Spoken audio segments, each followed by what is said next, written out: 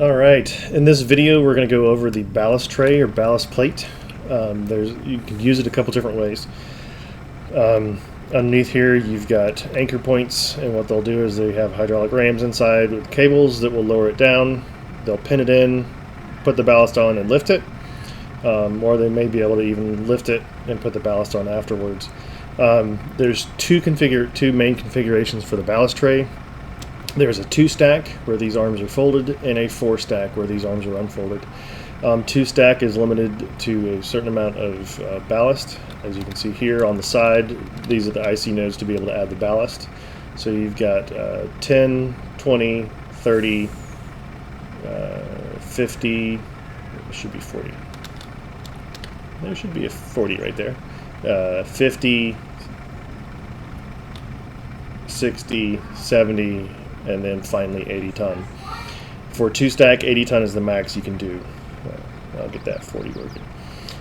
Or if you need more ballast than that, you can hit one of these IC nodes on any of those 4 little arms, and now you can see you've got 2 stacks per side. And so here you've got from 10 ton, 20, 30, 40, 50, 60, 70, 80, 90, 100, 110, 120, 130, 140, 150, 160, 170, 180. 180 is the max for normal work. So it's your normal 80% capacity lifts. I did add more to get up to 100% capacity lifts, just in case you guys want to do that. I know it's not something that's done normally. So then it goes all the way up to 230 tons. Alright, so we're just going to get our regular max here. Okay, then we'll go inside the crane and we will lower the ballast lift. I think I need to slow that down some more. Okay. But once you get it down here, you can attach it, and you'll see you've got pins, so you can slide those pins in place. So that's one way of doing it. The other way of doing it,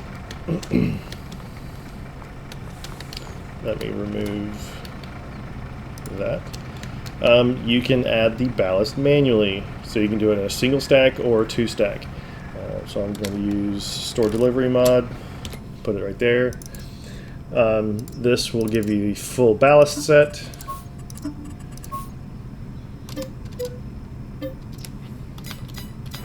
And there we have the full ballast set. So what we'll do is we will take this, and you can manually build up your ballast.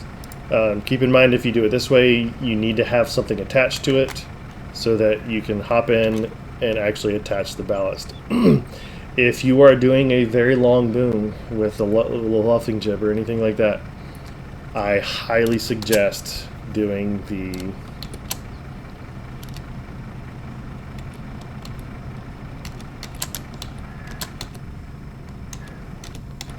it's not going off anymore. That's okay. The IC ballast, because that less components, less likely for it to fly.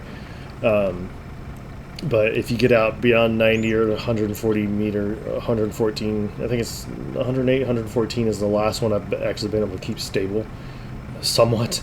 Anything beyond that, and it's going to fly even without. Even with the IC ballast.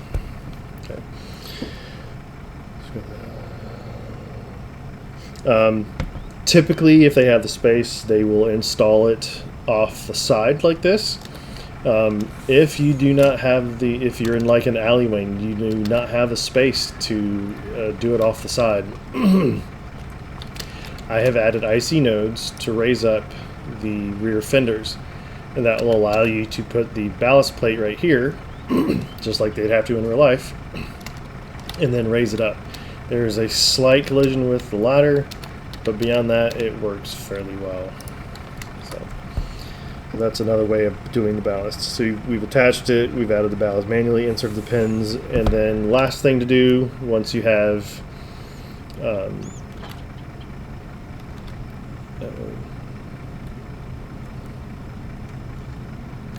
Last thing to do is to raise the ballast plate into place.